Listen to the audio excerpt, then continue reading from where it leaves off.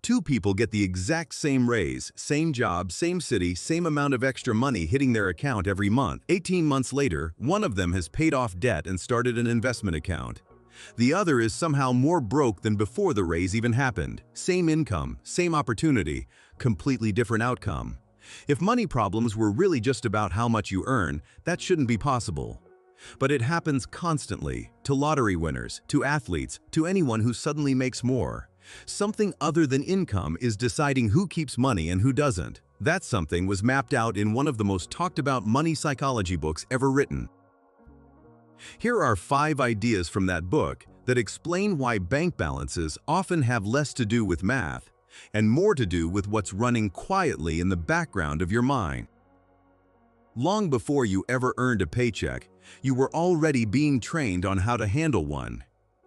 Every offhand comment adults made about money at the dinner table, that rich people are greedy, that money causes fights, that we just can't afford things like that, got quietly filed away. Eker calls this collection of inherited beliefs your money blueprint, and he argues it works like a thermostat. You can want a bigger number in your bank account all you like, but if your internal setting is calibrated for a smaller one, your habits will keep pulling you back to it.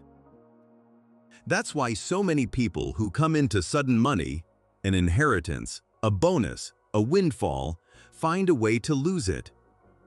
It's not bad luck.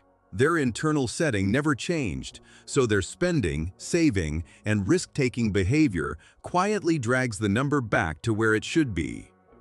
The uncomfortable implication is that budgeting apps and spreadsheets can only do so much. If the thermostat itself is set low, you can adjust the numbers on paper all day and still end up back at the same temperature. Which raises a harder question. How do the wealthy actually think differently? Here's one pattern Eker points to again and again. Most people are trained to ask, how can I earn more? While people who build real wealth ask, how can I build something that earns without me standing there? A single paycheck is a single stream that stops the moment you stop working. A rental property, a small business, a stake in something that grows, those keep producing whether you show up that day or not. This isn't about working less. It's about where your effort actually goes, into hours you trade one at a time, or into a structure that keeps paying long after the effort is over. The trouble is, building a system feels riskier and slower than just working harder at the job you already have. There's no guarantee the small business survives or the investment grows on schedule. So most people stick with the one reliable stream, even though it has a hard ceiling. The people who eventually build wealth aren't necessarily smarter, they're just more willing to tolerate that uncomfortable, uncertain middle stretch where the system isn't paying off yet. Which brings up an uncomfortable pattern about comfort itself. Every time an opportunity requires risk, a career change, an investment, asking for what you're actually worth, there's a quiet internal negotiation between this could go badly and this could change everything. Eker's argument is blunt. The size of your comfort zone puts a ceiling on the size of your financial life because opportunity almost always lives just outside it. Staying safe isn't free. It has a price, and the price is paid in every raise, deal, and opportunity that required one uncomfortable step you didn't take. The fix isn't reckless risk-taking, it's deliberately practicing being uncomfortable in small, repeated doses, the awkward negotiation, the honest pitch, the investment that might not work out. Each time you survive one of those moments, the circle gets a little bigger, and what used to feel terrifying starts to feel routine, which means the real skill being built isn't a financial one at all. It's a tolerance, and that tolerance needs a place to actually live day to day, which is where most people's plans quietly fall apart.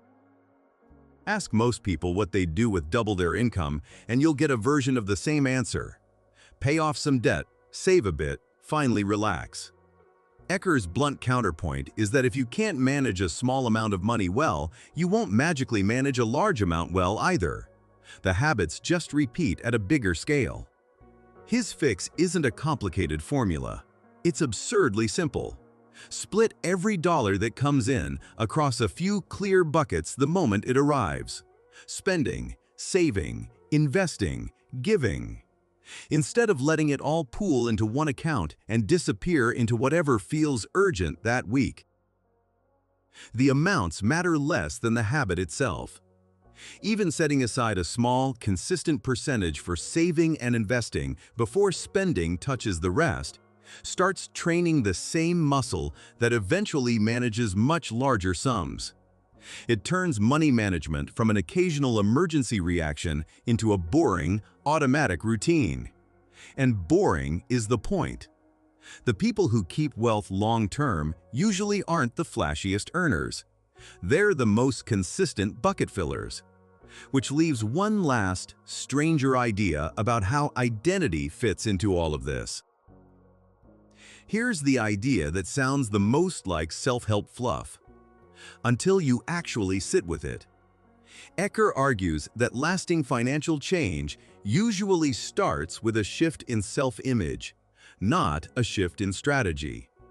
People who see themselves as not a money person will unconsciously sabotage even a good plan because the plan doesn't match the identity.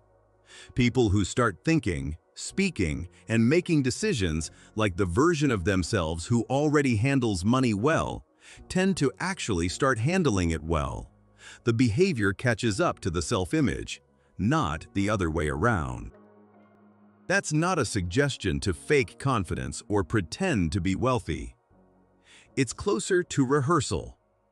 Making the small decision a financially capable person would make over and over. In ordinary moments, reviewing the numbers instead of avoiding them. Negotiating instead of accepting the first offer.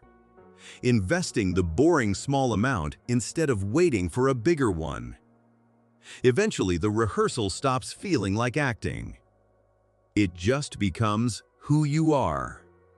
Which brings all 5 of these ideas back to the same starting point. 5 ideas, one thread running through all of them. Your money blueprint sets an invisible ceiling. Building systems beats trading hours one at a time. Your comfort zone quietly caps your opportunities. Managing small amounts well trains you to manage large amounts well. And acting like the person you want to become is often what makes you become them. None of these are about finding a secret trick. They're about noticing the invisible settings that were installed a long time ago and slowly, deliberately resetting them. If this changed how you think about money, subscribe.